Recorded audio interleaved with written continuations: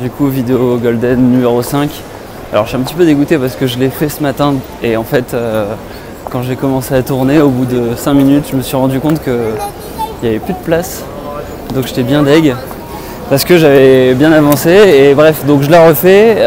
Il n'y avait plus de place sur l'iPhone en fait, c'est l'inconvénient quand vous n'avez pas l'habitude de faire des vidéos sur votre iPhone.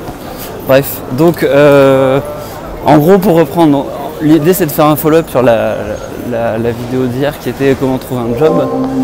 Et le point à avoir en tête c'est que ça va être la même chose.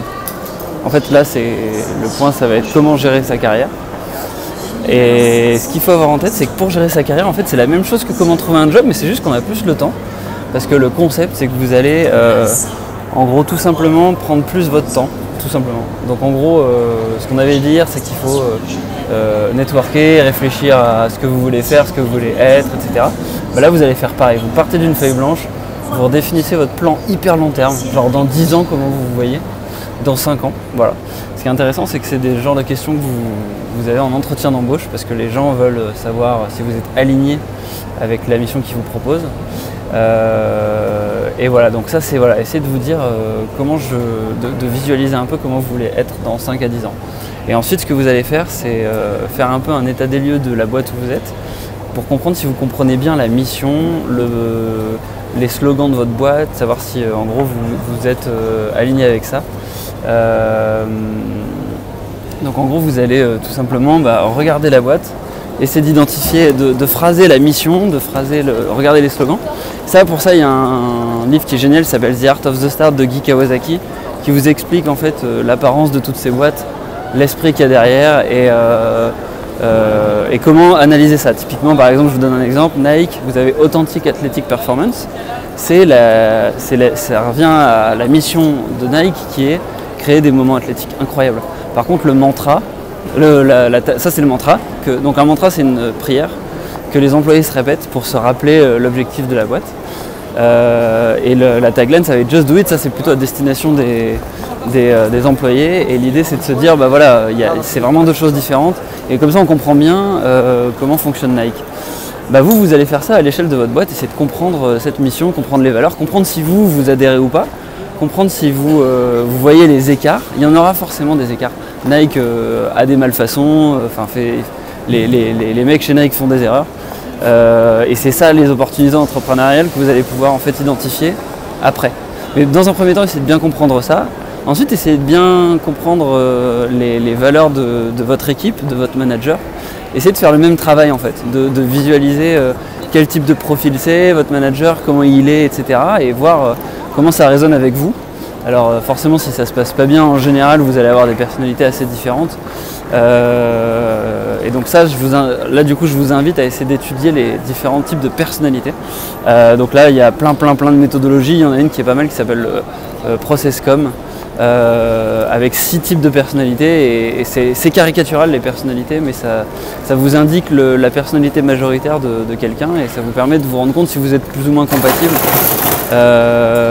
Typiquement il y a les gens qui sont plutôt rêveurs, les gens qui sont travaillomanes, qui travaillent comme des oufs, les gens qui sont promoteurs, ça va être des gens qui sont des vendeurs fous qui adorent le challenge, vous avez des persévérants, ces gens qui ont une conviction hyper forte. Je crois qu'il y a le personnalité rebelle aussi. Voilà, donc vous essayez de savoir qui vous êtes. Normalement le premier travail de questionnement initial doit vous aider. Et puis ensuite, essayez de voir si vous fitez avec l'équipe ou pas. À partir de là, vous allez identifier si vous êtes aligné. Et c'est ça l'objectif en fait, c'est qu'il y a un alignement entre vous, votre manager, votre équipe, vos collègues et puis la boîte où vous êtes. Et ça vous fait une situation à l'instant T. Et ensuite, ce que vous allez faire, c'est c'est réfléchir à ce que vous voulez apprendre. Et il faut avoir un truc en tête, c'est que un job, pourquoi on fait un job et pas on crée une boîte?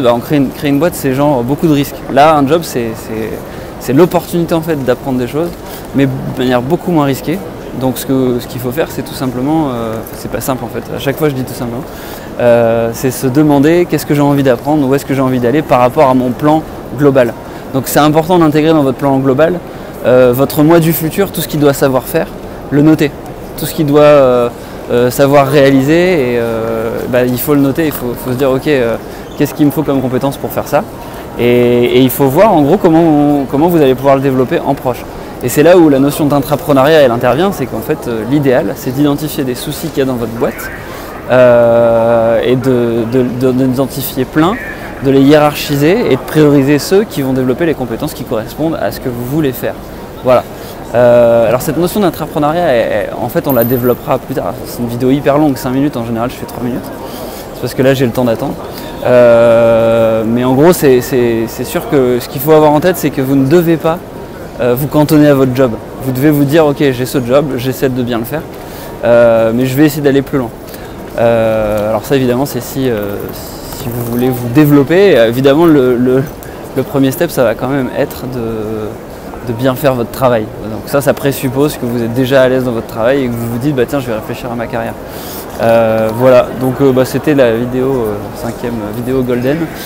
Cette fois-ci dans un hall de gare, c'est pas évident parce que j'ai pas trop l'habitude. Mais bon, en fait tout le monde s'en fout, donc ça c'est plutôt cool. Bref, bon je pars à Marseille, mais je vous dis à bientôt. Abonnez-vous, mettez un like et puis voilà, c'est chouette. Si je fais demain, on aura fait 6 vidéos Golden, dont 5 une semaine complète. Puisque là on est jeudi, voilà, donc je suis plutôt content et le fameux résumé de The Startup of You sort bientôt, je l'ai fait relire par des amis et je le posterai assez rapidement, je pense qu'il vous plaira. Voilà, je vous dis à bientôt et puis ciao ciao.